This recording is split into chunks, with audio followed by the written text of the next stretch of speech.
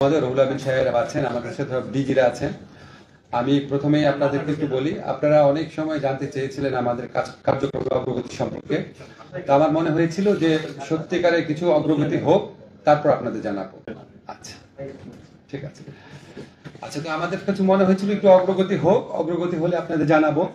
তো আমি যখন প্রথম এই মিনিস্ট্রিতে আসি, আসার পর আমার এখানে যারা মিনিস্ট্রিতে আছেন তারা আমাকে যেভাবে সহযোগিতা করেছেন, আমি খুবই কৃতজ্ঞ ওনাদের প্রতি।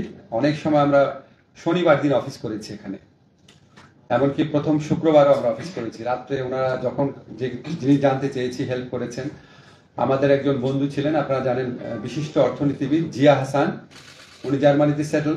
তো উনি স্ব-উদ্যোগে বিনা বেতনে বিনা পারিশ্রমিকে এখানে কনসালটেন্ট হিসাবে কাজ করেছেন কিছুদিন, করে আমাদের বিভিন্ন নীতি এবং সিদ্ধান্ত গ্রহণে সহায়তা করেছেন। আমরা ওনার প্রতি কৃতজ্ঞ। দুর্ভাগ্যক্রমে উনি কালকেই জার্মানিতে চলে গেছেন, ওনাকে আমরা সামনে রাখতে পারলাম না। তো আমি আপনাদের প্রথমে আমরা কি কি পদক্ষেপ নিয়েছি সেগুলো একটু জানাই।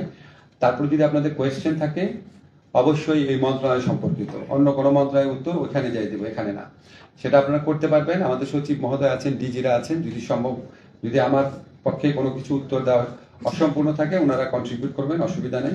আমরা এটা আধা ঘন্টার মধ্যে শেষ করব। প্রথম হচ্ছে কি, আমরা এখানে আসার পর প্রবাসী যারা আমাদের রেমিটেন্স আর্নার যারা আছে, যাদের আমরা রেমিটেন্স যোদ্ধা বলি, যাদের উপর বাংলাদেশের অর্থনীতি দাঁড়িয়ে আছে, তাদের প্রতি আমরা আমাদের দায়িত্ব পালন করতে পারি নাই। আমি আমার ব্যক্তিগত জীবনে দেখেছি, যখন এয়ারপোর্টে দেখতাম, এয়ারপোর্টে মানে আমরা অসৎ ব্যবসায়ী হোক, রাজনীতিবিদ হোক, তাদেরকে আমরা ভিআইপি মর্যাদা দিই, কিন্তু আমাদের রেমিটেন্স আর্নার যারা, তাদের সাথে আমরা অত্যন্ত অত্যন্ত খারাপ ব্যবহার করি, অপমানজনক ব্যবহার করি। এটা আমার সারা জীবনে একটা খুব দুঃখ ছিল, মনে হয়েছিল যে এটা আসলে অ্যালাউ করা উচিত না। যাই হোক, সেরকম মানসিকতা নিয়ে আমরা কাজ শুরু করেছি, কি কি করা যায়। প্রথমে আপনাদের বলে রাখি,